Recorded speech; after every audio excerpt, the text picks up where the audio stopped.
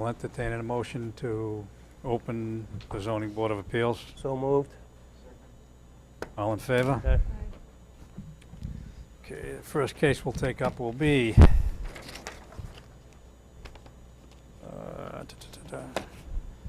Mr. Freeman on Woodbridge Crossing. I have a couple of they have two letters that I'll read in, but I'm not reading the whole one from Mass Housing, but Mass Housing has sent us a letter for approval. I'm sorry? Of the transfer? Yes. There were a few stipulations, but it's Town of Stoughton, 10 Pearl Street, Stoughton, Mass. September 2nd, 2015, Stoughton Zoning Board of Appeal, Woodbridge Crossing, 75 Mill Street, and 1779 Central Avenue. Dear Chairman Yepro and members of the board, I have reviewed the plans, drawings 1C3A and C3B prepared by Allen and Major Associates dated 8/2015, submitted in support of Taj Estates. The application for determination by the board that the proposed revision of this plan does not constitute a substantial modification to the previously approved comprehensive permit. The revised plan is similar in concept to previously improved plan and provides for the same number of units, bedroom, parking spaces, and amenities. The building footprints of the revised plan are more regular in geometry and will accommodate a more conventional double-loaded corridor scheme for each of the residential buildings, each with one elevator. The new plan will result in less impervious area created by the building and pavement and no closer to any of the property lines than the previous design. I would consider that this proposed design modification, while different from the previous permitted design, is a substantial similar project providing the same number of rental units, on-grade parking, and amenities. Complete plans suitable for construction will be reviewed in light of the conditions spelled out in the current comprehensive permit before any building permits are issued. Sincerely, Thomas McGrath, Building Commissioner and Zoning Enforcement Officer. We have another one from the Town of Stoughton. Sherm something or other, Chairman. Ripro. Taj, in regards to Taj Estates comprehensive permit, request for insubstantial changes, modifications to the comprehensive permit plan. Dear members of the board, I reviewed the modified plans for Taj Estates submitted by Allen and Major Associates, Inc. In general, I find these changes to be insubstantial in nature and do not affect the project's compliance with applicable requirements. The revised plans comply with the mandate, the comprehensive permit that states any change of the plans not increase the impervious area of more than 2,000 square feet. This, in fact, is an overall decrease of impervious material approximated at 165 square feet as the result of plan changes. I would like to note that we recommend the following conditions be incorporated into the board's decision. Prior to issuance of the occupancy permit, all off-site traffic improvements shall be constructed in accordance with the previously approved conceptual plans prepared by Greenman Peterson, Inc., GPI, as referenced in the comprehensive permit. Final construction plans and documents shall be prepared by the applicant and reviewed and approved by the town prior to construction. Prior to the issuance of building permit, the applicant shall submit final site construction plans and drainage design calculations to the town engineer for review and approval. The stormwater management design shall be in accordance with the stormwater standards set forth in the most current version of the Department of Environmental, DEP stormwater management regulations, and any other applicable federal, state, or local requirements. Please note that there are provisions within the comprehensive permit that allow the engineering department to review the proposed stormwater management design once that applicant applies for the building permit. As always, we are glad to be of assistance to the board.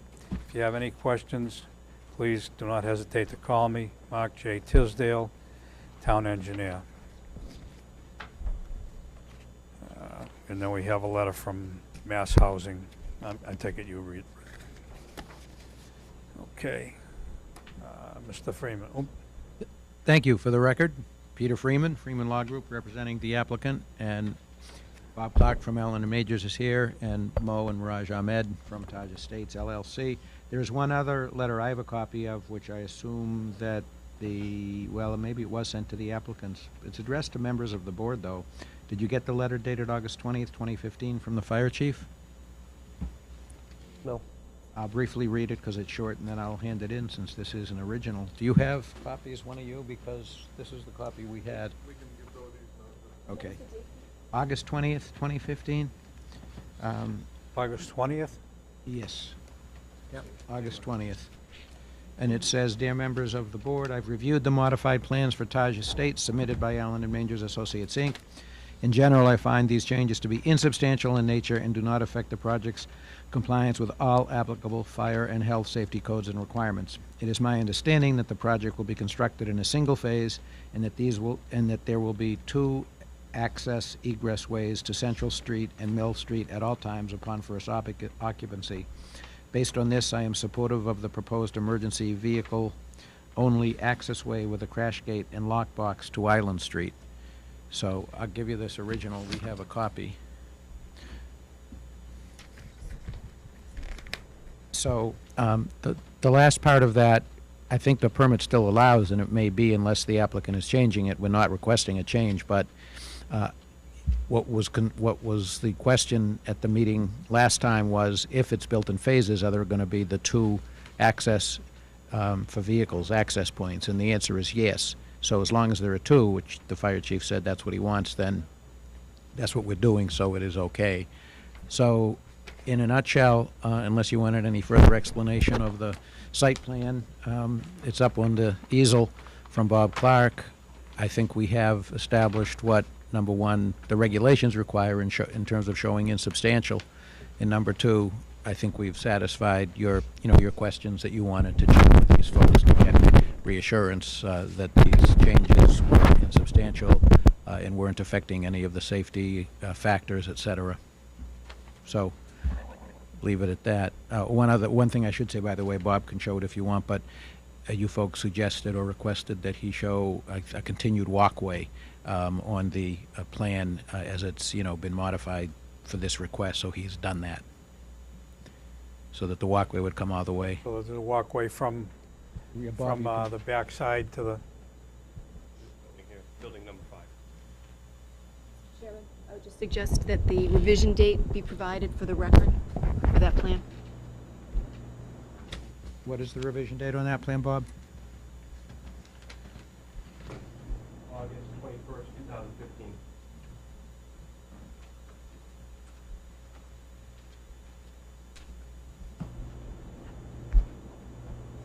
questions? In the town engineer's letter indicate the first item, it says that the violation all off-site traffic conducted construction. Can you tell me what those traffic improvements are? I'll have to let Bob summarize if he recalls. They are specifically spelled out in the comprehensive permit by way of an exhibit that's mentioned here, the Greenman-Peterson report or letter. And basically, I think that this statement in his letter also echoes what the permit says in terms of the completion of that work. But Bob, if you can summarize what they are. Sure. For the record, Bob Clark from Allen and Major. What the traffic improvements do is down here along Central Street, it aligns our entrance point with the school. There's interconnected walkways to the school, the Hanson School directly across the street. That walkway ties up to the other intersection, and it actually adds a signal down here. So there were really kind of a really bad corner there, and that kind of cleaned that whole thing up. In addition to that, there was a $100,000 amount of money that was going to be donated for another intersection somewhere in town for the town to study, and then there was $50,000 donated to the school as well for some improvements what they saw fit. Thank you. So that's about it. I don't have any questions. Agree? The mass housing letter references that they would confirm eligibility upon final review prior to commencement of construction. Has that been done already? Maybe I just don't know the No, status. no, because it's part of the whole, we've got to finalize here like this tonight. That's probably the last thing we need here. I don't know if there's any more contemplated changes, but in any event, what that letter refers to is the final approval regulations, which always have to be done. And that's, in this case, we're in the process of doing it. So it will be done in short order, but it's one of the last things, before getting the building permit. It hadn't been done with the prior permit No, because holders? because they weren't moving forward actually towards construction. That's the humongous difference finally with the parties that I have right now before you. They're really moving forward. And I'm just, because I believe the extension that was granted is ending, if I remember correctly, next February. It is February, and, depending on how fast they move forward with the final approval in mass housing and any of the other things, within the town for some of this final stormwater review and whatever, I'm actually glad you asked that. We might have to come back to request an extension. At that point, it presumably would be of shorter duration, and because we're on the cusp of being able to get building permits, for example. But you're right, that is the date right now, February 16th or 19th. So I realize you've got to get this permit piece resolved with the town board. Have you put together final plans or anything? I mean, where are you in terms of submission to mass housing for final approval? They're in the process. Mirage or Mo, if you want to elaborate any more, but I think you have the plans that you're working on to get submitted. Yeah, we have to get the bank commitment and all that. Those are part of that thing. We're working with the banks right now to get a final commitment before we can submit it to them. That's part of it. Right. But you do have the plans either completed or you're working on them, Yeah, the building working on plans and all these, yeah. Okay. And then, as you saw, the town engineer's letter referenced a couple of different conditions. Would you have any objection to us imposing those conditions as part of this approval? No, because they're really all part of the comprehensive permit already. It is all part of it. The engineer, it's for all. We requested that he puts that in there so that there was no misunderstanding of those two items, the drainage and also the traffic.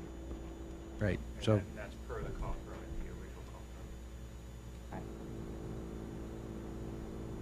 Those were my questions. I don't have any questions. You're appeased with the walkway? thank you. Steve? Mr. Zoll? No? Mr. Chairman, just one housekeeping. Do you have the revision, the plan revision, that plan sheet? It should be entered into the record. Yeah, I can take it off. Yeah, It's then just you clipped. better leave that since we now made it part of the record. Thanks, I thought it had been, sorry. Take it down now, Peter? or- Sure. I take it you have another setback in the, No, everything's electronic these days. These days, that's right, just go to the old computer, yeah.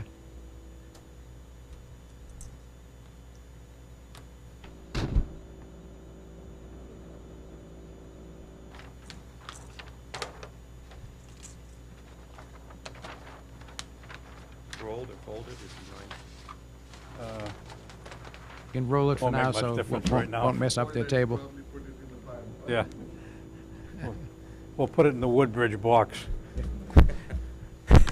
There you go, thank you very much. I think I have to sign that, right?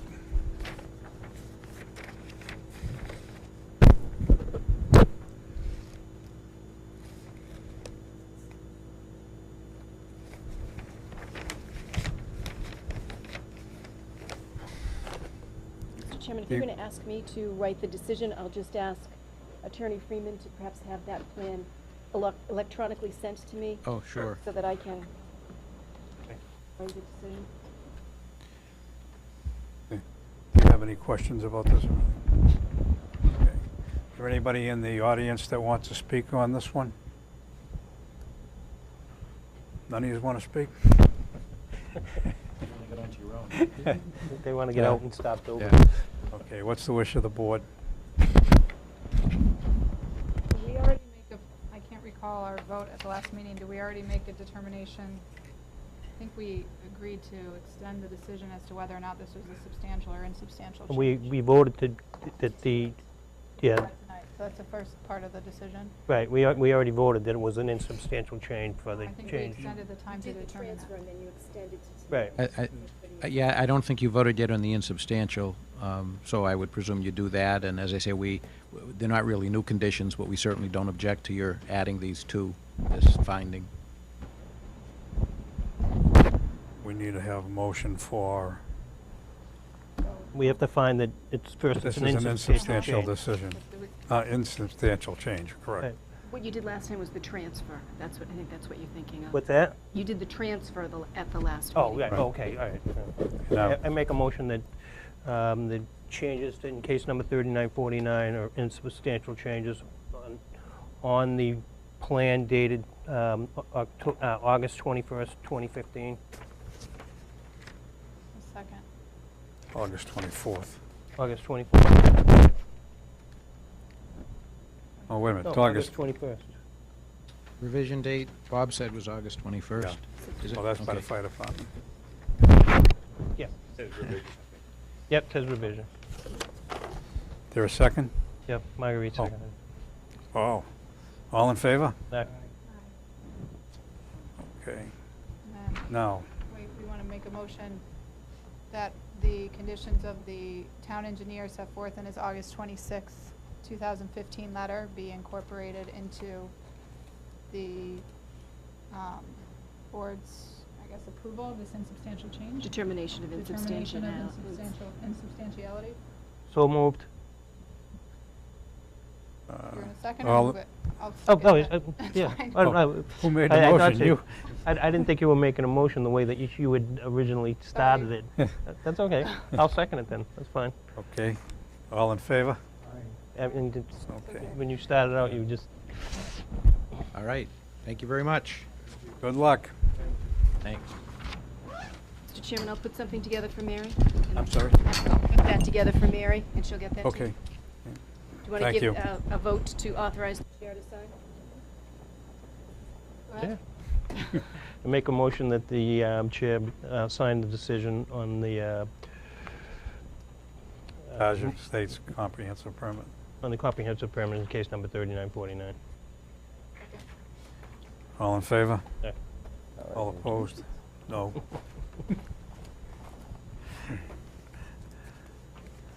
Okay.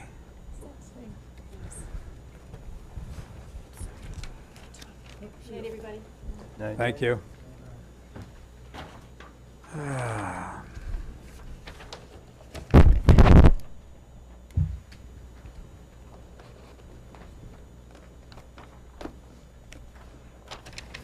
Okay, next case.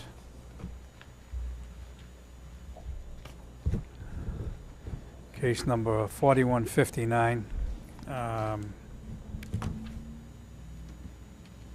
Zoning Board of Appeal, Town of Stoughton, for notice public hearing. Public hearing will be held in the Town Hall, Conference Room B, Room 301, 3rd floor, 10 Pearl Street, on September 3rd, 2015, at 7:30, on a petition of Stephanie Tong and Felicia Nguyen, case number 4159, for a special permit under the Town of Stoughton zoning bylaw, 1970 as amended, Section 5D, Table of Use Regulations, accessory uses, item number 19, temporary additional living area, in order to create additional living area for Sister, located at 96 Holly Tree Road, further identified in Assessors Plan 79, Lot 135, in an RB zone in said Stoughton. Any person desiring to receive further notice concerning this petition as provided by the general rules of the Zoning Board of Appeal should file a written request containing his or her name and address with the board. Petitioner or his representative or any other person desiring to be heard in this matter should appear at the time and place designated. Sherman Upro Chairman. It was in the Stoughton Journal issues August 14th and August 21st, 2015. And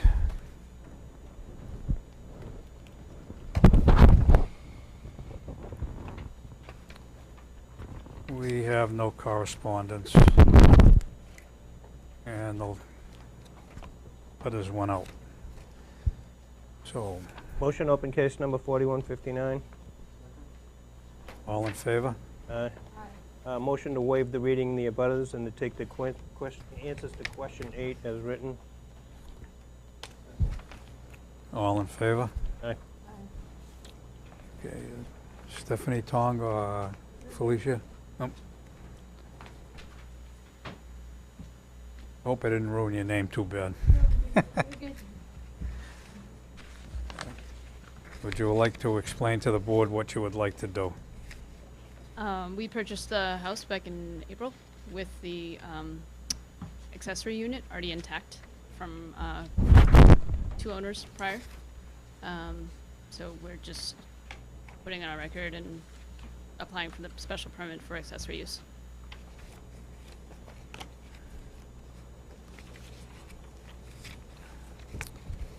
And as you all should have received, we have a birth certificate for both and the marriage certificate, how they're related.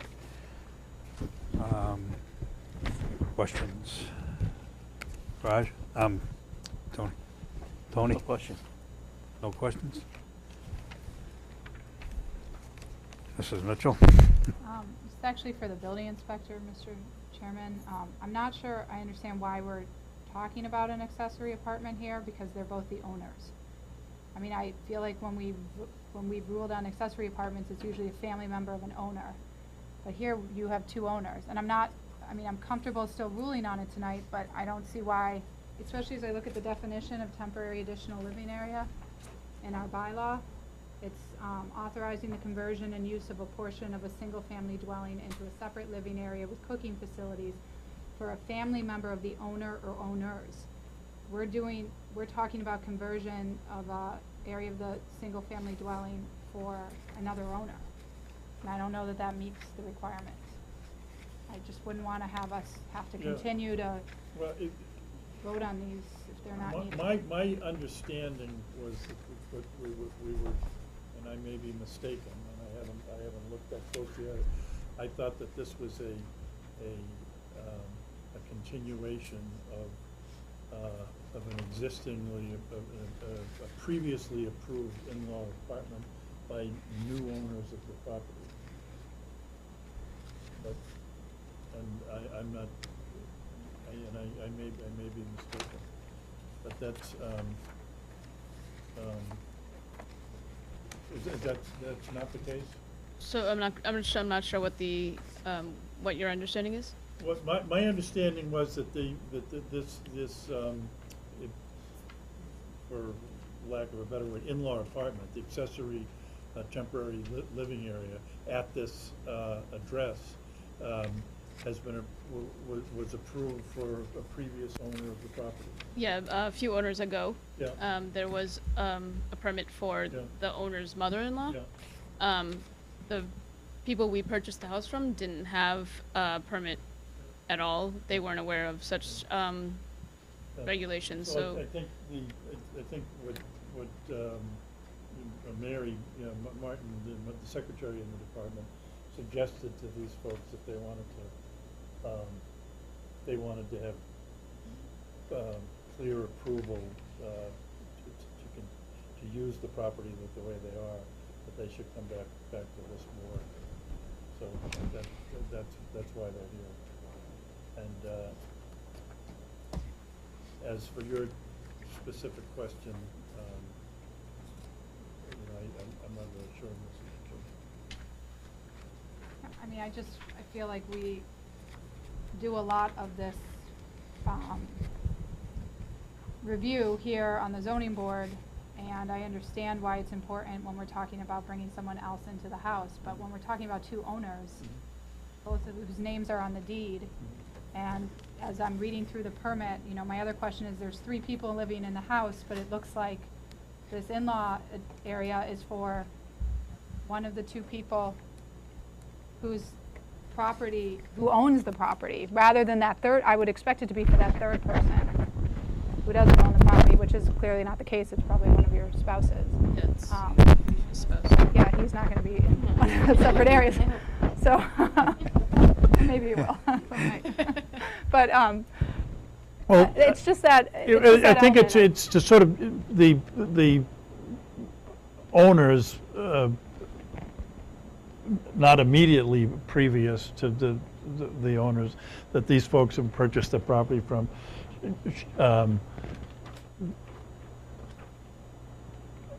I don't know. It seemed to us the way to clarify this issue and not have a cloud over an in-law apartment that it was approved for people who are no longer living there. The way, in retrospect, maybe I should have just told these folks and saved them the aggravation of coming here. But it didn't. It seemed like the right thing to do was to have them come to the board. As you know, Mrs. Mitchell, we're discussing changing this whole regulation, which is going to give me much more leverage in the future, and that I can make these determinations and keep the board from having to consider them. But I think my feeling is that now that they've gone through this aggravation and that they're here, I think probably the smart thing to do is for the board, to approve this as they've asked. No, I mean, I'm not opposed to acting on it for your benefit, and I realize that, but I would think that until something changes in our bylaw, a letter from you could also suffice if it is a situation of two owners to at least address the title concern. And frankly, I didn't look at it that carefully to notice that these were two owners, and it was a different situation than is usually the case. And I'm sorry that I didn't do that, because I would have saved these people some aggravation and some expense. Okay, that was my only question. I'm certainly prepared to act tonight to make sure it's clear for you guys. I don't have any questions.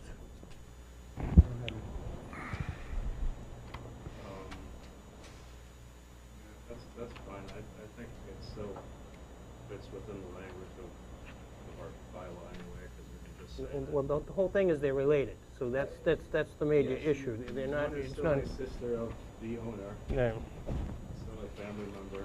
I just wouldn't want to. I get your point. I wouldn't want to expand this so that we're. But no, obviously there's a different problem here. Yeah, I wouldn't want to just keep expanding how many different types of cases we need to hear if we don't need to hear it. Right.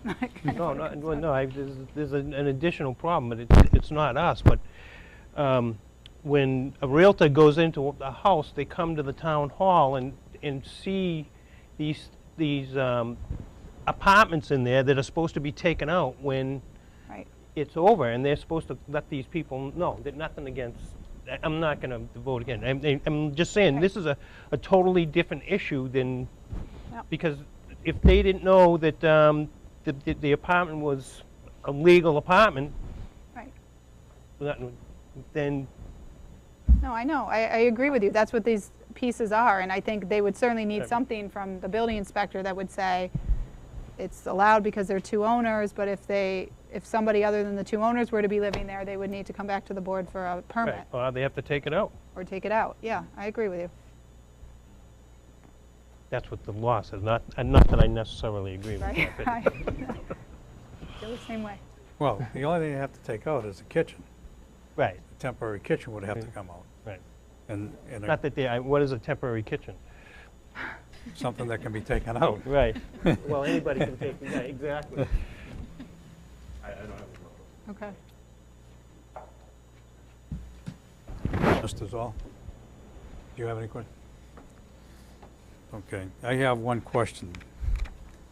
On this house, is there only one electric meter, or is there two electric meters, gas meters, whatever's in there?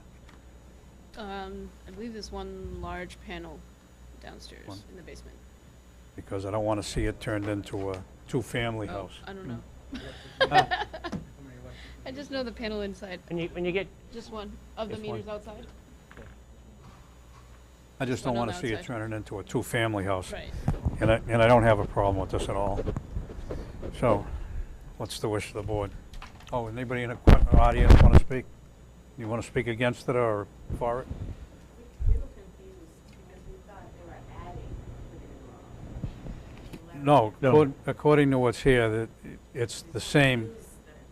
We're using a pre-existing, we bought it with, we're not adding, Right, no, I know the in-laws Yeah. live in the property, so I know what it, but the letter made it seem like they were adding temporary. yeah. Okay. Anybody else? You want to say anything?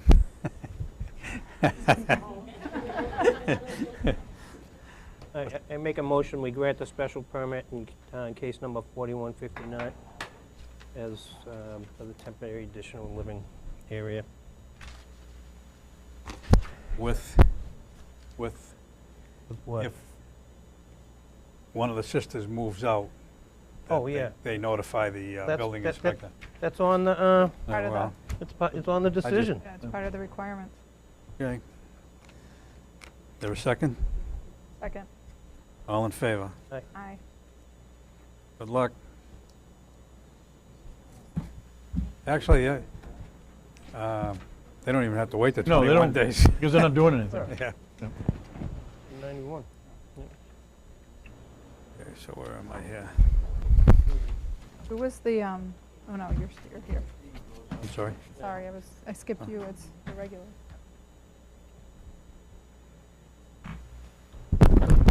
Okay. Next. Moving right along.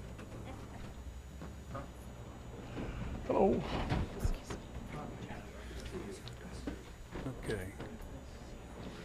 Next is Zoning Board of Appeal, Town of Stoughton, notice of public hearing. Public hearing will be held in Town Hall Conference Room B, Room 301, third floor, 10 Pearl Street on September 3rd, 2015 at 7:50 in the petition of Tri-Town Commons LLC, represented by Attorney James Burke, case number 4157 for special permit under the Town of Stoughton zoning bylaw of 1970 as amended.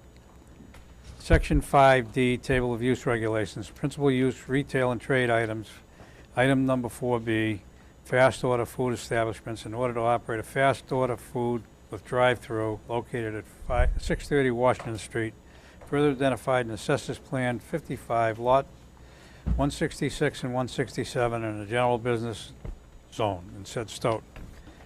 Any persons desiring to receive further notice concerning this petition as provided by the general rules of the Zoning Board of Appeals should file a written request containing his or her name and address with the board. The petitioner or his representative or any other person desiring to be heard in this matter should appear at time and place designated. This is a continuance of the case, and we have a continuance on, I think will we vote on both of them at once?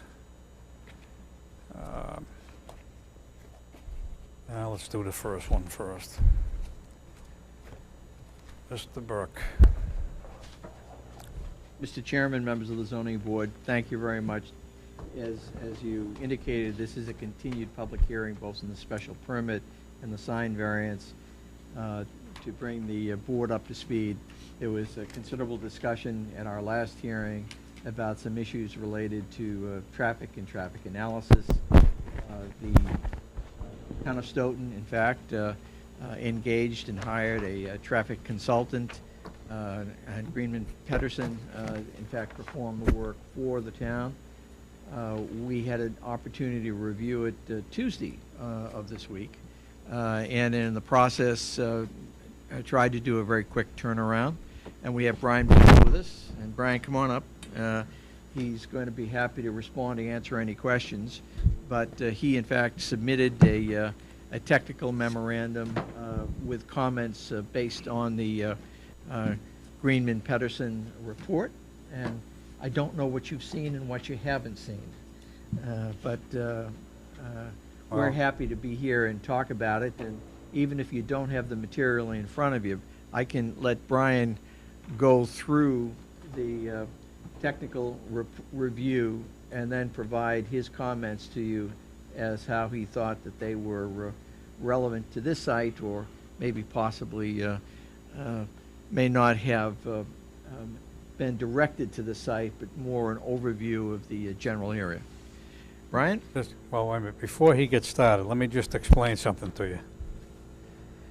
At 7:30 tonight, this is what we received. We haven't even had a chance to read it, let Understood. alone understand it. That was going to be my guess. Huh. And And- we don't control that flow of information to the board, so. And, I mean, I don't even know how we can legitimately do anything on this tonight. Well, I think rather than, because you're all volunteers, you know, who donate your time. Have two of 'em. In order to try to make it as Oh. productive as we can, I think Brian can give you an I outline. don't even have that Of one. exactly what Had two. Greenman Pedersen's comments were. Then certainly you can review it on your own. And at the same time, he can highlight what we thought were issues that we agreed to resolve, or maybe a couple of issues that are still outstanding.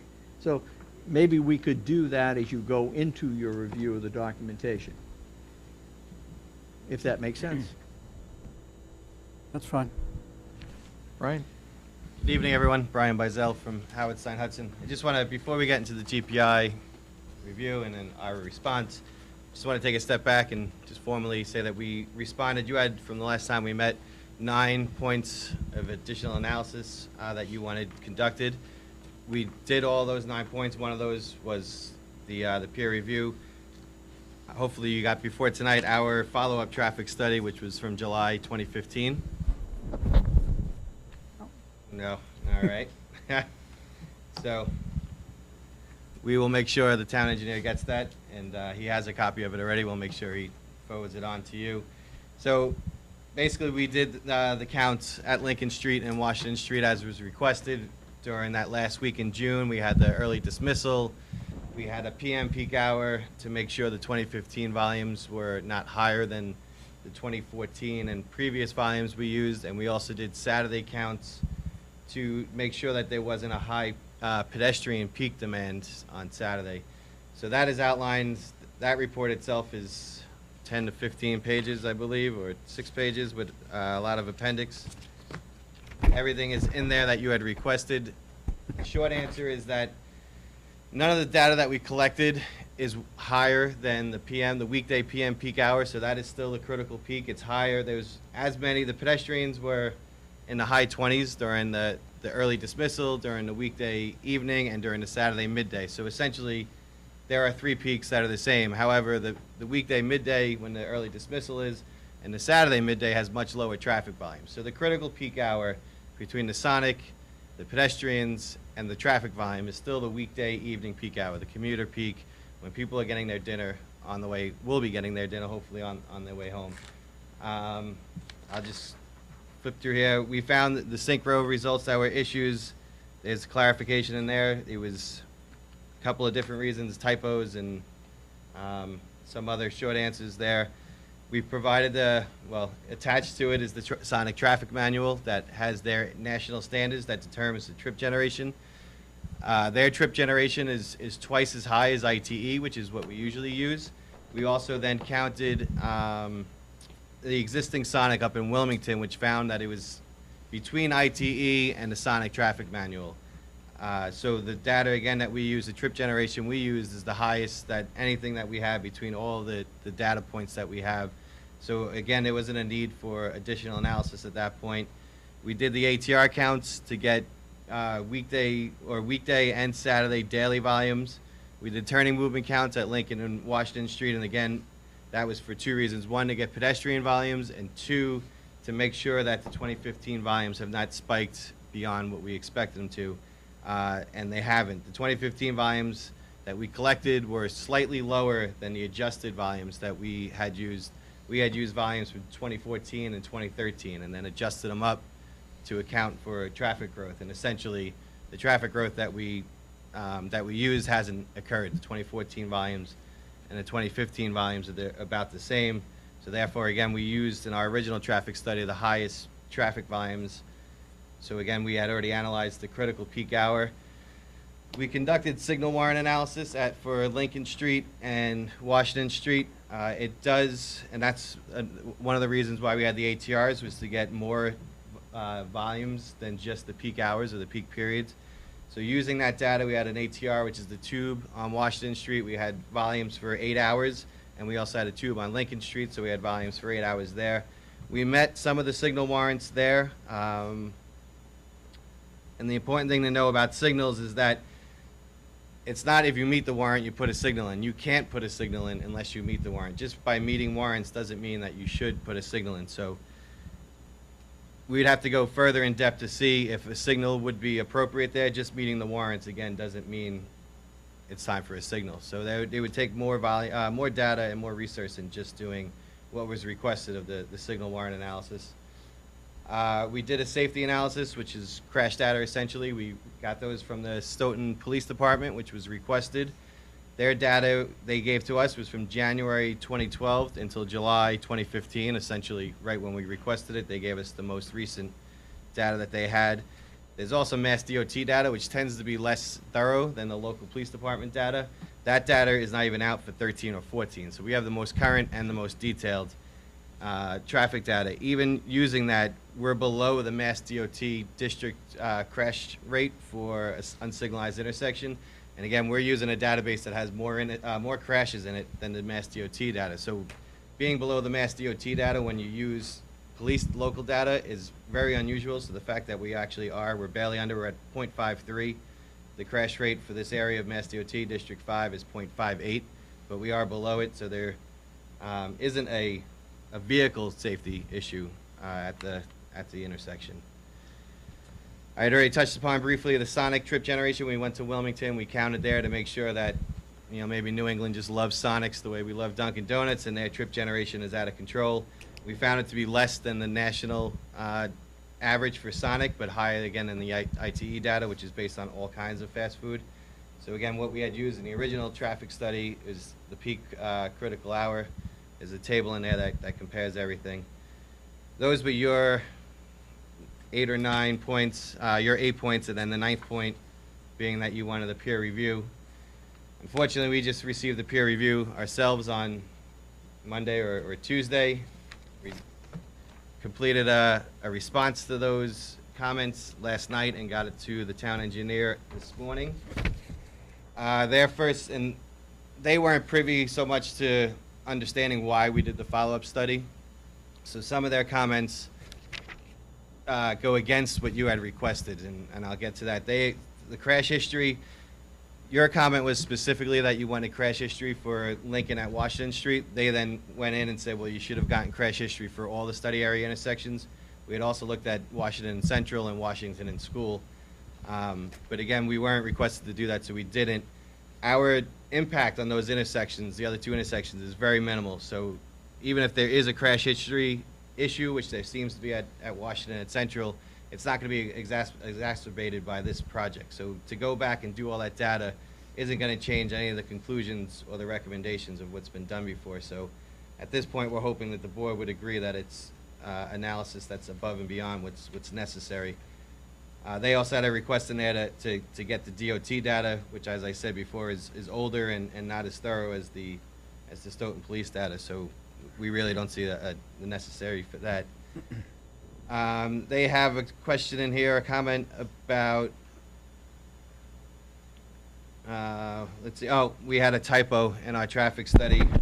We did counts as you requested on Thursday, June 25th, Friday, June 26th, and Saturday, June 27th.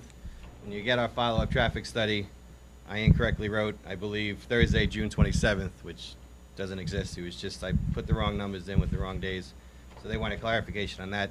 So that was my mistake. I apologize. Their third comment is regarding, again, Washington at Central Street. And you'll see a theme. There's a lot of comments about that intersection. And again, we don't have an impact there. There are planned roadway improvements at that intersection that, as of GPI's understanding, doesn't have funding at this point. They're going to modify some of the lanes on the approaches on Central Street. In the analysis that we did, we're adding 1 second of additional delay in the AM peak hour and the PM peak hour, and that was with the existing geometries that's out there. If these geometry changes go into effect, we would still be adding 1 second during the morning peak hour. Our impact would be about 5 seconds of additional delay with these geometry changes. Essentially, the geometry changes would give more of an emphasis to Central Street, and since we're adding traffic to Washington Street, it causes the overall intersection delay to go up. But it would be 60.3 with the geometry changes. That's delay in seconds per vehicle. We would make it 65.7. So it's something that's completely imperceivable. You would never notice the sonic traffic at that intersection. Their fourth comment is about growth and background, growth rates and background. We used a 1% growth rate, so we had our 2015 traffic volumes. We grew in 1% compounded per year for 5 years, which ends up being 5.1%. And GPI just wanted backup data as to whether or not that was enough. Typically, we haven't actually seen traffic growth in the area in most of Eastern Massachusetts during the peak hours. However, since we had 2013 volumes from Washington at Lincoln Street, and now we just counted it again, we compared those two. So between 2013 and 2015, there's been a 0.4% growth rate per year over those 2 years. The volume went from 1,290 to 1,301. So again, the 1% growth rate that we used in the original traffic study is actually higher than what we now have data for. So we were more conservative than necessary. The other part of getting future volumes before you deal with the impact of the project is to discuss other developments in the area. So GPI listed 4. The first 2 are very easy. It's Cumberland Farms, which everyone knows is operational. And the second one is the redevelopment of the ShopRite Plaza, which is our main plaza, so that's also operational. We included the Dunkin' Donuts as part of that 1% growth rate instead of specifically adding the Dunkin' Donuts trips. And that's because the majority, almost 80% of Dunkin' Donuts trips are pass-by, meaning there'll be new turns at the Dunkin' Donuts if it goes in where the mobile is at their driveway, but they're already on the road driving through the Lincoln Street, Washington Street intersection. So the increase in volume due to Dunkin' Donuts will be next to nothing at our intersection, next to our site. And then the fourth one is the conversion of the YMCA, which the attorney actually knows a lot about. When we discussed this with the town, what projects to include, they told us to include the Dunkin' Donuts. They did not mention the YMCA, so this was the first we had been able to hear about it. The YMCA is located east of the study area. We don't see there being a high peak demand for the redevelopment. But again, we have a higher growth rate than what's actually out there, so anything that the YMCA brings through our intersection would be covered under the higher growth rate that we used. The trip generation was another typo. There's ITE comes out with a new manual every so often. We're using the 9th edition now. It came out in December 2012. There was one footnote that was still referencing the 8th edition. All of the calculations were done on the 9th edition, so that was just a typo. Their 6th comment is about a traffic management plan during grand opening at the planning board hearing, and I believe maybe even at this hearing, the proponent has already agreed to submit a traffic management plan for grand opening operations. We'll be able to use the site, the largest shopping plaza, to store any queue. This way it's not blacking out onto Washington Street. The details haven't been finalized yet, but it's my understanding that the Sonic corporate, who do this all the time, are not worried about this site again because they have the whole shopping center to store all these extra vehicles and they don't need to use Washington Street. So we don't see that being an issue. The proponent will keep working with the town on that. The 7th comment was about the signal timings that we use. Again, this is for Central at Washington Street. There is, if you're on Central Street, there is a left turn. If you're eastbound, there's a left turn advance, meaning you go first and the eastbound throughs go. Then you get a red arrow for the left turns, and you get a red ball for the through, and now the westbound goes with, it's called a lagging left turn. We did not have those in there. Again, we have almost no impact there, so we were 1 second of additional delay if we had the proper Mass DOT timings in there, which we requested from DOT but didn't get on time. We would still be right around 1 second. It's 33.8, went to 34.4 during the morning peak hour, and then with the new left turns in there, which is safer but not actually more operations, it's 46.5 to 47.9. So again, that's 1.5 seconds. It doesn't impact this project's impacts.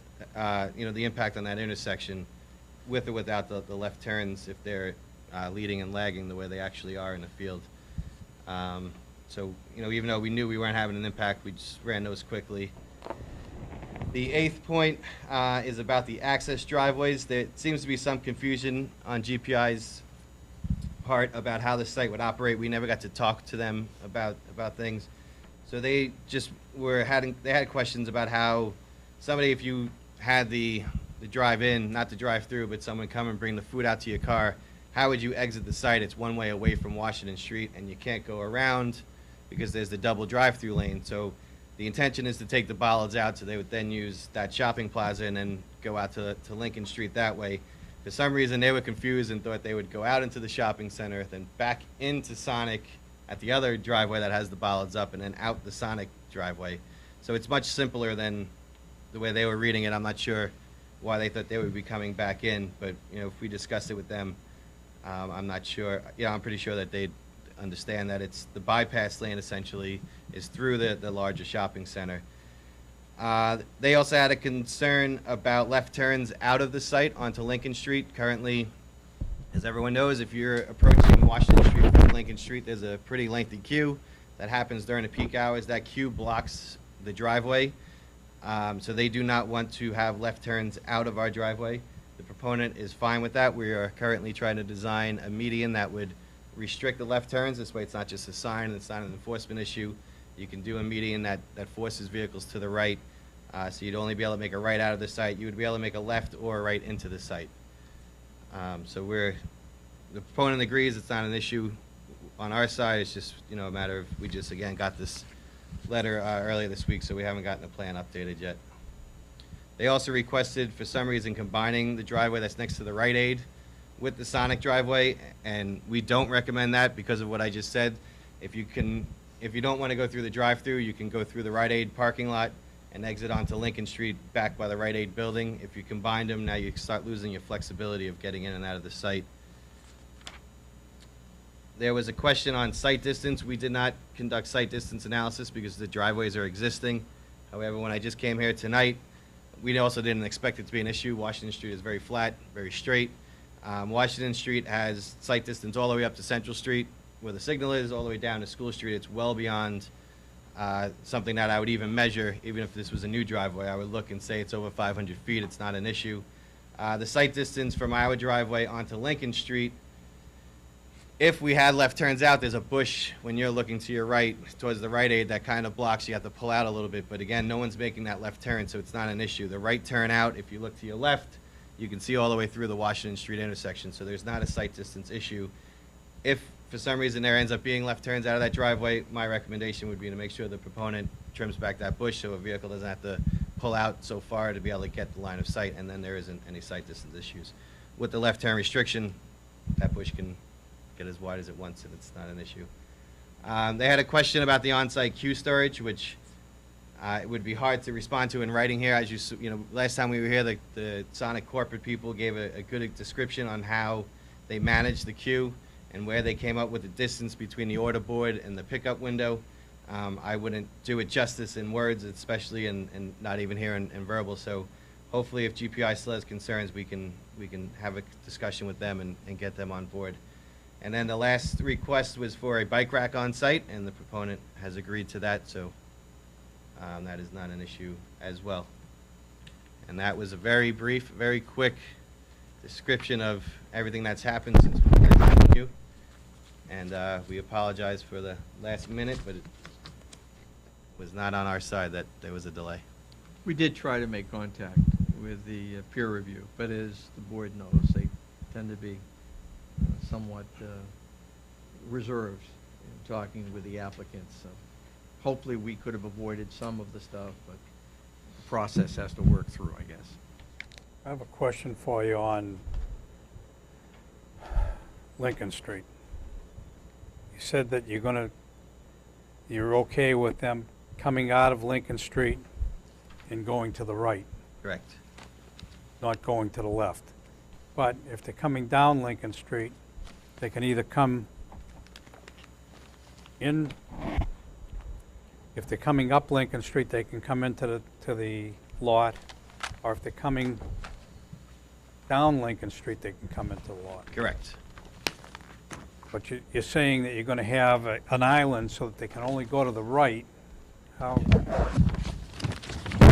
It's going to be a wide island for them to make two turns. Now, it's called a pork chop island is the non-technical term for it. draw on these plans, but essentially, the issue is, sorry, you can't see on the other ends, we didn't bring the boards. So the issue is during the peak hours, as you come down Lincoln and you're trying to get onto Washington Street, this queue will back up and block here. So you don't want someone coming out and making a left here, because if there's a queue, they're gonna now block people going on Lincoln Street Right. this way. So, do you mind if I draw on this? You go right ahead.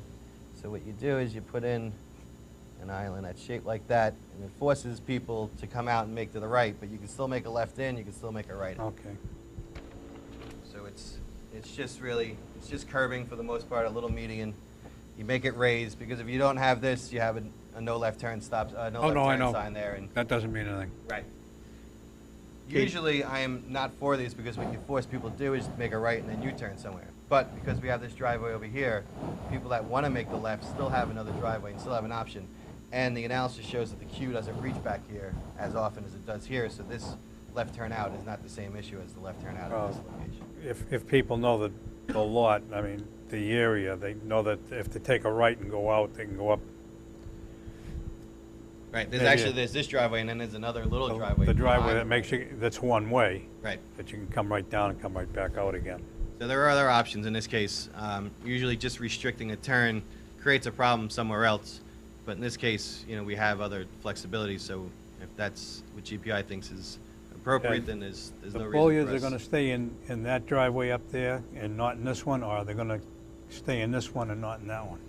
Wait, so again, if you're at the order, you know, where they bring the food out to you, or if you go into the site, GPI's comment was there was no bypass to get to this driveway, which we agree with. So they're going to come out here and then exit onto Lincoln Street okay. right here. For some reason, the way I read what GPI wrote, and I might have misread it, they thought they were going to be stuck doing that, because I guess maybe because they saw this arrow. We're just showing that there's the flexibility there, not that they have to come So back into the site. both driveways will be open, Correct. is what you're saying? Yeah. Okay, Right. One way as they're okay. shown. Yes. He answered my question, so you can ask yours.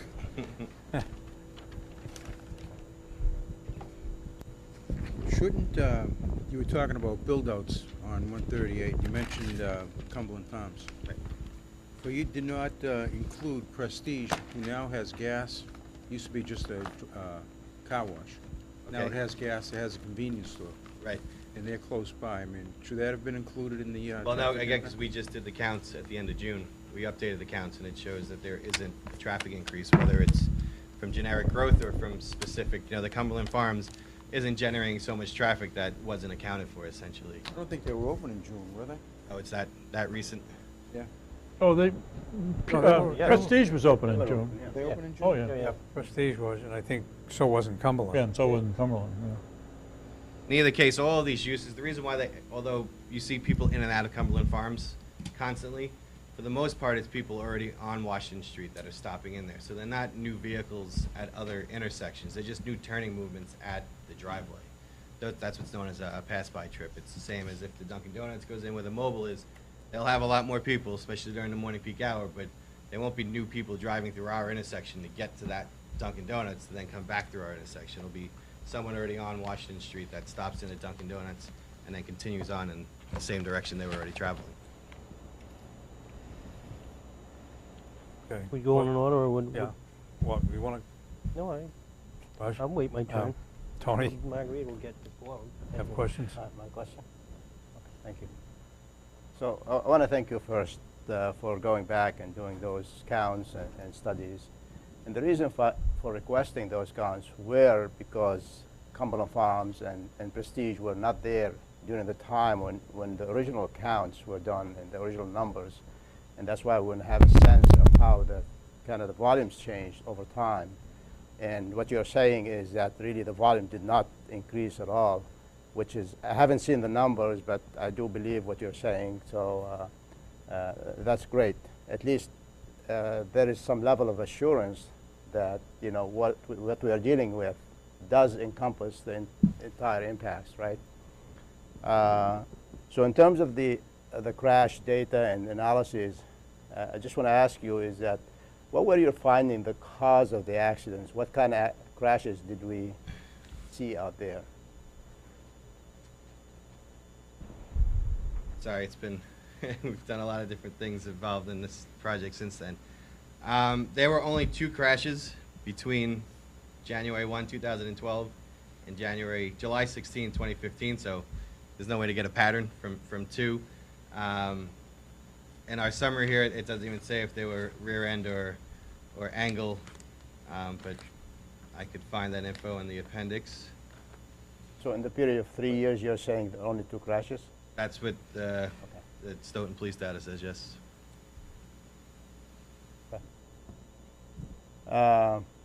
As for the warrant analysis, and again, I go back and I know I suggested that not to really focus on Central and Washington because there's a lot going on there. Right. And I don't think, in my personal opinion, I don't think that's practical for us to focus on something that's way off from the site. And that's why I want to focus on that intersection of Lincoln and Washington.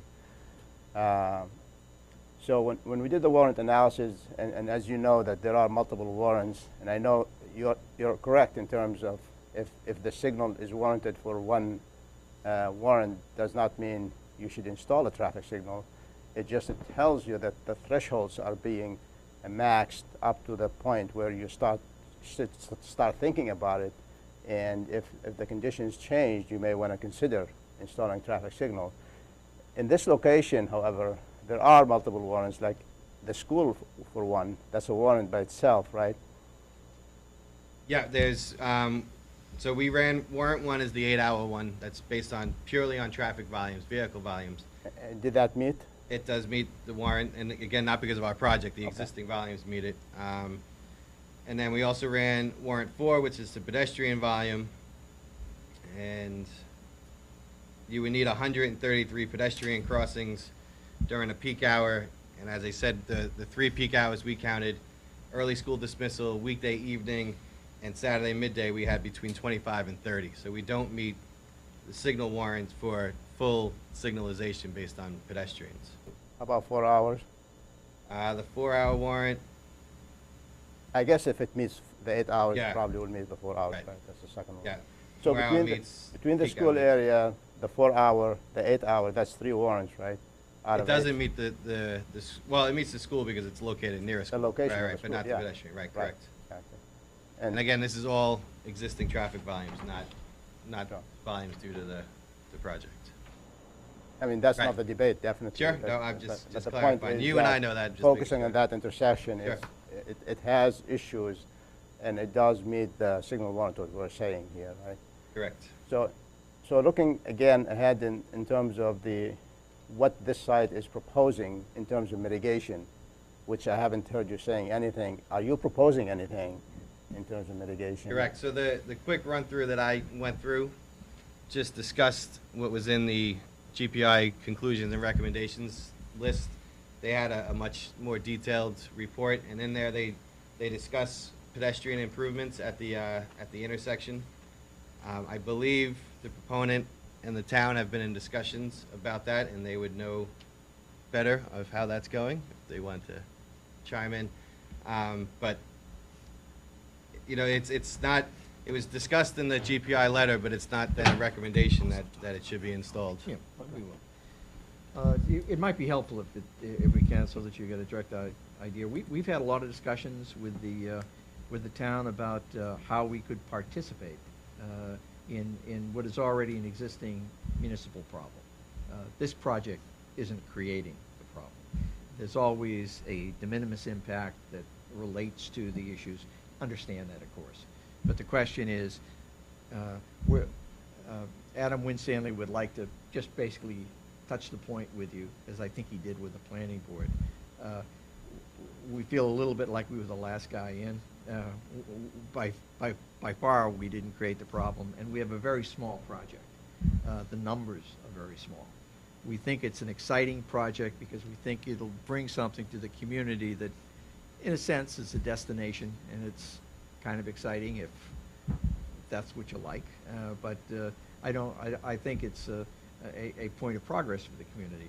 But because of the economics of the project, there's great limitation on what they can do. And Adam, I don't want to steal your thunder, but Adam's been doing this an awful long time, and if Mr. Winstanley can address you, I'd appreciate it, Mr. Chairman.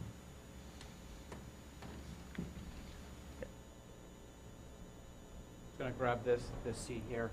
I mean, basically. They're gonna want you, we need to get you on a mic or whatever. Have a microphone. Okay. Otherwise, that little guy comes running in from the other room. We have the extra one here too. If anyone. Adam Winstanley, Winstanley Enterprises. Yeah, the basic kind of math behind our project is it's a 2,000 square foot restaurant. It's a very small restaurant. It's about a $325,000 building. So the reality of this particular project is we can't go and build a traffic signal for $125,000. That doesn't make any sense. Clearly, it does appear to me that a traffic signal could be warranted. The other option, which I've discussed with the town, is something that you touched on at the last hearing, which could be an electronic sidewalk, which could be another pedestrian-oriented solution that could be talked about. If everyone's familiar with the electronic sidewalk, basically you have a well-marked sidewalk with kind of mini lights with buttons on them that then flash, that stop the traffic on the street to allow pedestrians. The electronic sidewalk has a value of about $50,000 to put one in. And what I've said to the town is, you know, we can't afford to, on a $300,000 project, to put a $50,000 crosswalk in, but we would be willing to be part of the solution. We might be willing to make a contribution towards one if the town was willing to contribute, or others in the area that care about pedestrian safety were willing to come together. If the town could, you know, talk to some of the other owners and we all contribute some money into a pot if there wasn't dollars available at the town level. Now, the town isn't necessarily saying that they can't put one in. I think that there's other needs that maybe have a higher priority than this particular intersection. But what I said to the town was we would like to be part of the solution if there was kind of like a structured settlement where, you know, maybe we contribute towards the study or we contribute actual dollars towards it.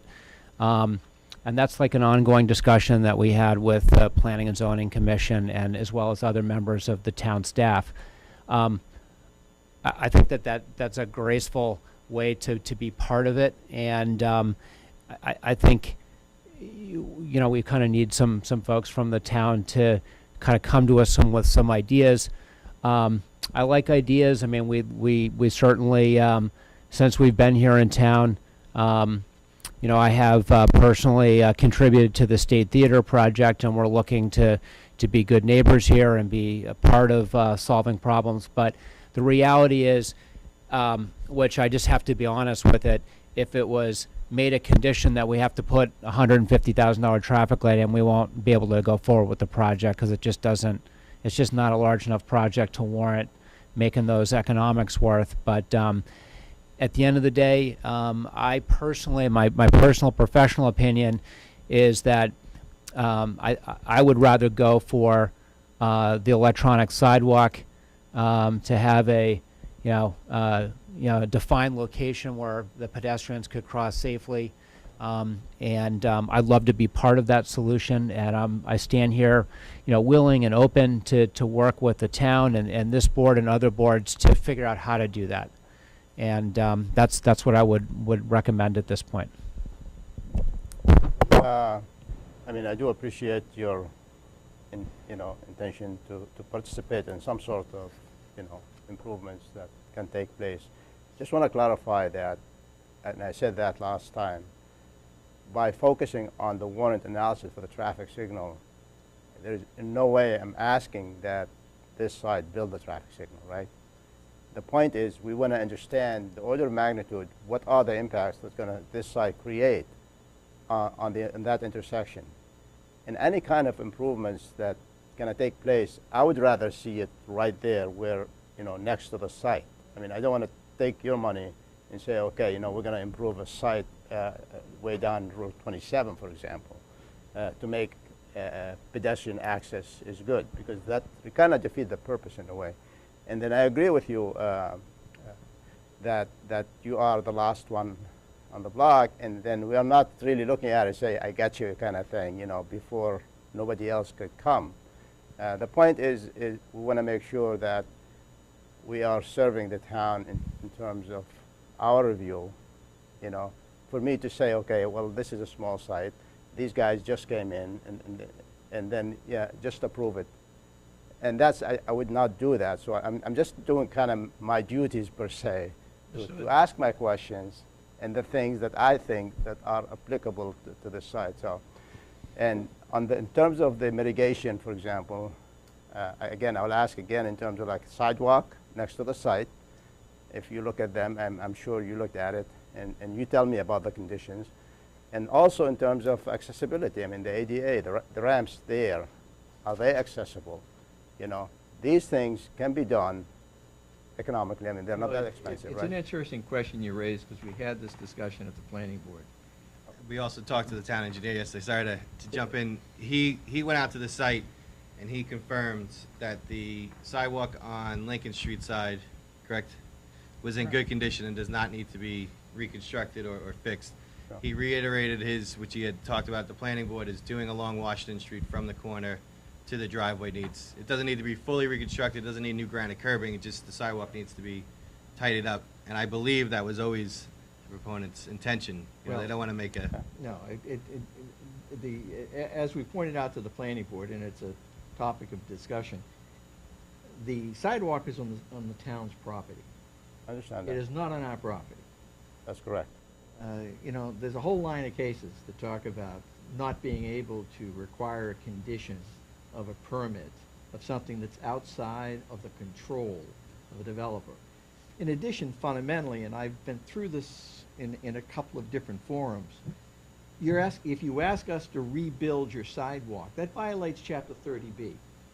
This is a competitive bid statute. We don't have the right to come in and hire what we consider maybe top labor at what we want to pay, and work in avoiding the competitive bid process in a project that would clearly exceed $25,000 or $30,000 it is right now.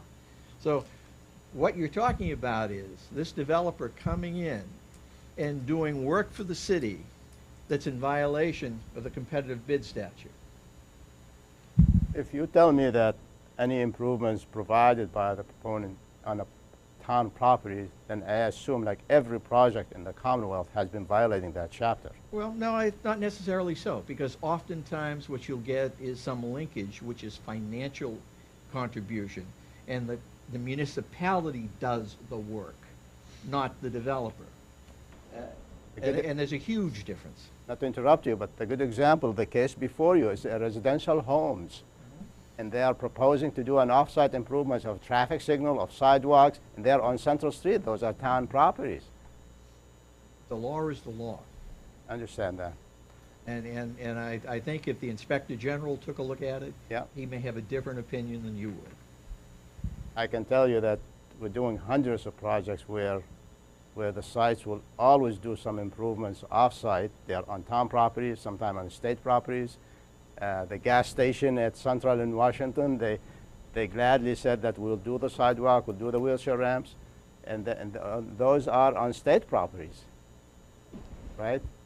But again, you may be correct. I mean, I don't understand the entire, logistic of the law and those chapters, but at the end of the day, it's like I can't get it that if somebody proposed to do some improvements on public property, the law will be against it and considered against the law. At what fee rate would you have to charge? Would you have to use, Jim, let me take a stab at the sidewalk. The sidewalk is strictly a monetary issue. It costs to change out the length of the sidewalk across starting at the Sonic all the way down, which kind of really needs to be done. It's not in great condition. It's about a $55,000 expense. So again, there are some fairly substantial expenses. Now, if you're saying, can you just repair the sidewalk or replace it or improve it just the length in front of the Sonic, Yeah. I would be fine with that. That's what we're If talking you're, about. if you're talking about running it all the way down the length of the town property, all the way down, to the downtown area, excuse me, that would be a cost that we wouldn't be able to cover. So I just want to clarify that, Jim, that I would be fine for the sidewalks in front of this particular project, and then if the town wants to pick it up at some point and get the rest of it up. And the other thing that I'd like to, throw out here is just, it's the same number that I said to the town. I believe that an electronic sidewalk would be warranted and would be a good decision. And I think our partnership, which, this particular project here and our project in the rear, we would be willing to contribute $15,000 towards that project, which could either be the purchase of an electronic sidewalk, or if the town feels like they need to study it further, they could use the dollars, towards that. I think there's enough data here that we ought to just focus in on the electronic sidewalk, figure out how to make it happen, and if the town can find some resources through economic development or wherever, there's got to be, I don't know the inner workings of all the town's finances, but like I said, to the town, I'd like to be part of the solution, and I'd like to initiate trying to figure out how to put that 15 to work and make something happen here. Maybe there's some other owners in the area that would like to contribute, come forward and contribute or something, but that's what I personally would like to do. I think that's a good decision. If the town at a later point decides that this intersection is a priority and would like to move forward with the signal, obviously, if they came to us and said, "Geez, is there something you guys could do?" We'd probably contribute towards that as well. I don't want to be documented, tonight on what that amount would be, but again, we're not trying to shy away from doing nothing. I'm just trying to make sure that the financial commitments are lined up with the size of the project, so I don't end up with an unhappy client that says, "You're crazy, Adam, for, we got a small building here and you've stacked up all these expenses on us," and so I want to be cautious to make sure that they're still want to move forward with this project, and they've asked me to not go overboard with just agreeing to this and that, because it is a small project. But again, as the owner of the property in the rear and what we've done in town so far with our property and wanting to be part of this community and doing a good job in a lot of different things, we would like to be part of the solution. And I certainly would hope that if we can come forward with that donation, I would love not to see that money get squandered in some fashion. I mean, I personally don't think we need any more studies. I'd like to figure out just how to fund it and get it done and not see the money go to another study. But that's just, that's a discussion for another day. I don't have any more questions. Thank you.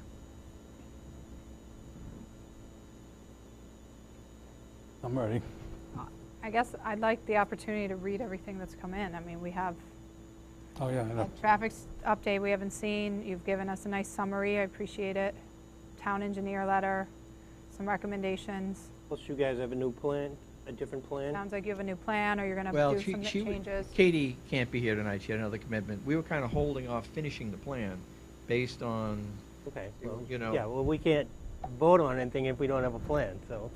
well, I mean, it's helpful to hear mitigation, but I'd like you to continue to explore that with the town, because, I mean, I feel that as a zoning board member and the special permit provisions, we need to find that there is not a creation of pedestrian safety concerns by virtue of this project. So obviously I have to read what was put into the traffic reports and the peer review and all of that. But, based on all of that, I still think just a contribution by you may or may not be sufficient. So I would ask you to continue to explore with the town whether there's some other way besides just providing some fund to something that I don't see actually occurring anytime soon. But this project will still go in, and we're still going to have those pedestrian people using and accessing this project. I think a lot, actually, of pedestrian people accessing this project. So again, I'm going to defer the rest of my comments till I've had a chance to review what's been provided to us tonight. and anything else that might be still needing to be provided. I'd like to just clarify one thing that I said when we first started, and I asked for the lights. I don't want traffic lights. I want what you're talking about, what they put in the center of town. If the kids are coming out of the ball field and they start running across the 138, there's no telling what's going to happen. With those lights that they put in the square, I guess that's what you call, that's what I wanted to put up. Electronic sidewalk is. So rapid So just so, flashing. yeah, just lets people know, and I mean, it's pretty bright, Yeah, it works well. even during the daytime. Okay, that's all I had to say. I don't want traffic lights, and I agree that the push button, but I even see that, because if you put the traffic lights, the kids are still they're gonna walk against the lights. And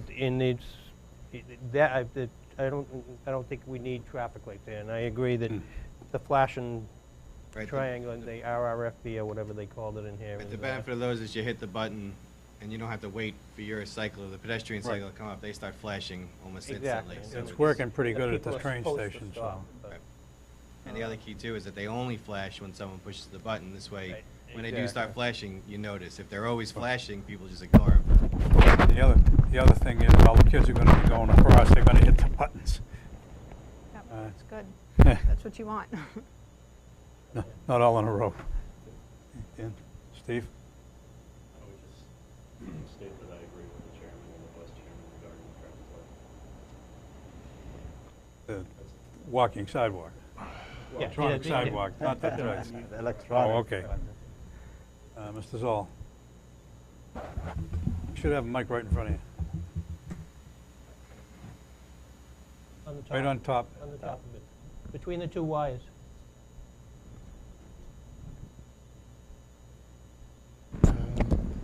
My question is that the redevelopment study from the town is supposed to be coming out this fall, and there's a traffic study being sponsored by through consultants with the engineering and the planning department, which will be coming out probably shortly afterward, which might change the dynamic a bit, because I've heard rumors about possibly a one-way street on certain areas, and what might change the traffic feed. My question is, how flexible is your plan to be able to adjust to that, and also if that occurs, and also as it would affect your customer base, your mitigation, etc. Sure. Are you talking about the downtown? Downtown, but I said the traffic study may affect areas peripheral to downtown, such as Pearl Street. Sure. Full disclosure, Howard Stein Hudson is the consultant doing the downtown study. I'm not working on that project, but there are discussions about one way, but they are all closer to town, right in here. Nothing even as far up as School Street. So the traffic volume passing Lincoln Street and passing the site won't change based on what they do here. I do understand that, because we've had a lot of discussions with the town, trying to find a way that we could participate, that your redevelopment authority actually has some funding. And they have been looking at making some improvements in the area, utilizing some, I don't think it's federal money. I think it's income that they've generated over the years in other projects. But the question is whether or not they're focused on this property. And that's more a town issue. That's getting them excited about the prospects of putting in that pedestrian light. And it appears they have the money. That's nothing we can control. I'd like to help you, but it's nothing that we can control. Just have one more question. What? On the making the one-way out, turn right on Lincoln Street, again, it's my personal opinion. I think it's going to be I would describe it bluntly as a useless approach. I don't agree with putting an island there and then trying to make people turn right, because people are not going to turn right, as you know. They're going to turn right and just come right. They're not even going to go to the next driveway to come back. So, Right, and I mean, it was very easy to convince the proponent to agree because we don't expect many people to be exiting that driveway. People will use it to get in, but we don't really expect people to use it to get out, because essentially you would have to order at the menu board, proceed about 1, maybe 2 cars, and have them bring the food out to you that quickly, or you're already past that driveway anyway, so you have to go around to the front. And again, if you're not in the drive-thru, you can't get to that driveway unless you go into the larger shopping center and come back in, and there's no reason to do that because there's the other driveway. So, you know, we're willing to do it. I don't think it's entirely necessary, but you know, it's not going to impact the operations of the site negatively, so we agreed to it. We're ambivalent. There was a recommendation, we discussed with the town engineer. Right. We agreed to include it, if the board feels whether it's not necessary. yeah, I mean, from my point of view, I want to be practical about this thing. It's not really the point of You you know, identify building an yourself, island right? and say, okay, you know, we're going to solve the traffic problem, but in reality, it's not going to be solved. Is the driveway on Washington Street going to be two-way or one-way? It would be two-way. It would Okay. continue to be two-way. So, as you said, the majority are going to go back, or didn't go Right, back on as you come Washington out of the Street, drive-through, right? if you want to make a left on Washington, you'll have that driveway right there. If you want to go to left or right on Washington, if you want to go to Lincoln Street, you can either make a right and a right, or you can just go back through the larger shopping center. My thinking on it is my personal opinion is I'd rather not do the pork chop as well, and have more flexibility. And but it was a request and recommendation in our peer review, and it's not a difficult to request to accommodate that. I'd rather not do it as well. So I think it's really up to this group to decide whether you'd like us to include that or not. Just back to Marguerite about your question. I mean, you know, I could certainly talk to the town. I don't want to delve too much into, you know, how the town is looking at things, but you know, what we could do is we could restrict the funds in a way that they would have to be directed towards that project, and then I could work with the town to see if we can line up the dollars. But the reality is exactly what Jim said. You know, towns sometimes have other needs that they think are more important than this particular sidewalk at this interchange, and that's kind of just the reality of it. I think it's needed. I think it's a priority. I've had the discussion. I think our donation may be being restricted to say that it would go towards the funding of it. Maybe that helps to move it off the dime to make this happen. And my sense is that I'd be willing to make as much effort as I can to try and work with the town to find the dollars to get it funded and done. My sense is that there's probably a reasonable chance, and to the extent that this board, the chairman or others could help play a role in helping me locate the dollars and continuing to build interest in getting this done, I think it would be helpful as well. And I just saved the $10,000 on the pork chop. You can apply it to the 15 that you want to give. That would be 25, right? Pork chop's about 2,500, so we'll go to 17.5. Geez, how things get cheap all of a sudden, huh?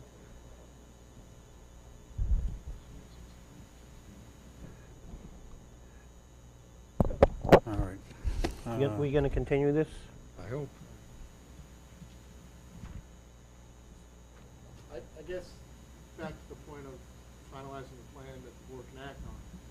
One of those things that will allow us to finalize the plan is the pork chopping or not. So, I mean, I know it's going to get continued.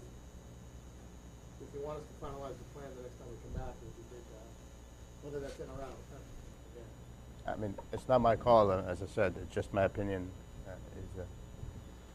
I think that would be up to the planning board anyway. I think they're going to be the one that's going to push for that, not for us.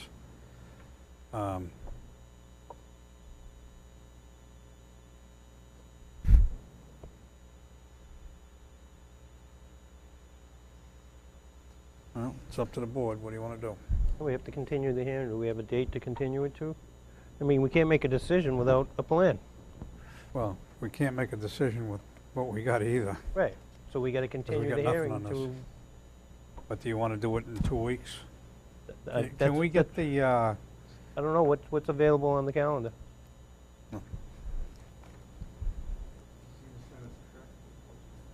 Right, so you have the latest two. You have GPI's review, you have our response to that. What you don't have is this cover, which was our response to your request from the last time we were here. Right. So I will make sure whoever the necessary town staff member is that gets you these things. Do you have this letter from Mark? Yes, I have Mark's from as Mark? well, yes. Yeah, okay. There was, yes. When are you meeting with the planning board again? 17th. Excuse me, 24th. Your 24th. 24th. 17th. Yeah, but it's not going to allow you to finalize the plan. If I'm right, the finalization of the plan is only pork chop. Other than that, the plan is. They're requiring a pork chop? Is that what you're Well, saying? No. They haven't brought it up. Oh. No, there's been a suggestion by the peer review. We have the town engineer never requested it. We passed that hurdle. They liked the layout, everything seemed to work fine. But now we come to the board level for input. And that's really the only thing that is preventing a final plan. The plan you Yeah, have is it would final. take us about That 10 minutes to complete the plan at this point.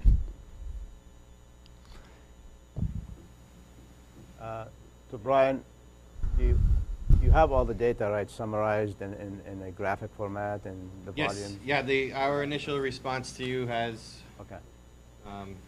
traffic networks, traffic volume networks. Okay. All the backup data. The ones that you have are just the letters and the response letters. The one that we did to respond to your comments where it was much more in-depth than just, this is the whole thing here, so. So if we put the material together by the first of next week and just delivered it to the building department, would it find its way to the board members? What is the No. best way for us to get it to you? Town engineer has had a copy of this. Ask the building inspector when he was here.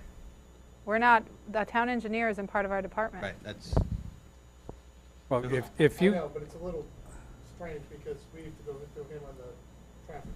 I don't know how to help you there. he executed the peer review contract, which is why Sorry. we're geared to responding through him. Talk to Mary. Yeah. Well, We talked to Mary. Mary helps. But if, that's what we'll do. I'll talk with Mary and I'll try to get. The problem is, if you're going to get us all this information, I want to have it by the 10th. You will have it. Because I don't want to get it on the 3rd, and I'm trying to read this while you're reading it. And Right. No, like I said, certain town staff has it. It's a PDF document. I can send it to the board member who I have his professional email address. I can do it right now from my phone. We can get it to the town. I can get it to the board member if that's what you prefer. I mean, it's not from us not submitting it. It's just not getting to you for whatever reason. If you could submit it to Mary, probably, 7th. Sure, it's Labor Day. Well, you'll have it early next week. Because I'm sure she'll get it out She'll to us. email it to everybody. What is this? You have. What is that case? I think that's I just do, a, but So I will have an email. Section 6 finding. Oh. I will have it emailed to Mary before she is in the office tomorrow morning. So That's if she we're goes. good with the 17th then? yeah, I'd like I to go, think that's I'd like to fine, get but- it done. I mean, I myself Okay, I'll don't make a motion we necessarily continue agree this with case your to, comments on the island. traffic September island, so 17th at I 7:32 don't know, I PM. want to read what they have to say. I mean, you have to look at what he's done already. 7:30. 7:32 is what I said, but there's a case there. Probably be about You know what, I'm going to be late that night because it's back to school night for Back to Children's school, they schools. went back to school already. their that's what they call parent-teacher conference night. So I'm not sure what time I'll be coming in because I don't know how long it's going to take. We'll hurry. 8 o'clock? 8 o'clock would probably, Do I would hope you that get would an be fine. appointment Huh? Do you have appointments? No, this is just like their, then you have parent-teacher conferences at a different time. This is just a chance to go and meet the teachers. We'll figure for 8 o'clock. Is that okay? We'll probably be about that time anyway. The next planning board meeting is the 24th? 24th. No, the 17th. Planning- The 17th. 24th, unless you want to go to the planning board meeting too. I watched the planning board meeting on, huh? Oh. Second on the, all in favor? Aye. Thank the board for its time. Thank you. I'd like to thank you for being willing to work with the walkway. I think that will help Sonic immensely. I do. No, I think it's the right decision to be focused, the right thing to be focused on at this interchange. And hopefully, we can figure out how to get it done. Okay. Yeah, you can just leave it. The kid will take care of it. We have a decision. Over and out. Cumberland Farms for special permit. I take it everybody got it? No. Steve must have wrote this one, huh? Yeah, it's got has people's names on it. See, now you know the trick. Make a motion to accept the decision as written in case number 4105M. For a second? Second. All in favor? Aye. Aye.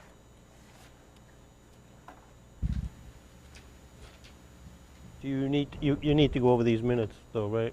I wasn't at that meeting, right? Well, not the ones we got today, but the other one that we had in our review. You can vote on those. I got a pair in the packet. These I got tonight that I'd want to look at. Right. This is the Woodbridge Crossing. There's another set though in our packet, wasn't there? It might have been. Yeah, I didn't. July 16th? Yeah, I wasn't at that meeting. Right. That one you can vote on if you want. Make a motion, we accept the minutes from July 16th, 2015 as written. Dan, say Is there a second. second? All in favor? Aye. Aye. You can't vote on that Oh, I one. can't vote on that. I didn't vote on it. Sorry. And you want to hold off on August 6th, is that what you No, I'll said? read it. Huh? I will read it for the next meeting. Okay.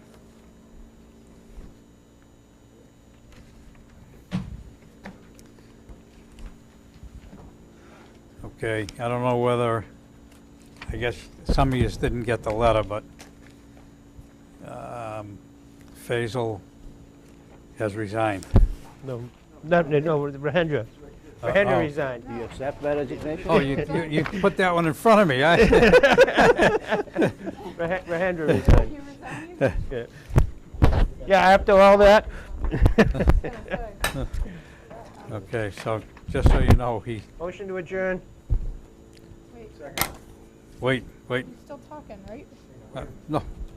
I was just telling him that he resigned. Good. Okay. Yeah, don't lose that. I ran into him somewhere. At the grocery store or something. He told me he had resigned. Okay. Did we have a second on the yeah. All in favor? Aye. We are adjourned.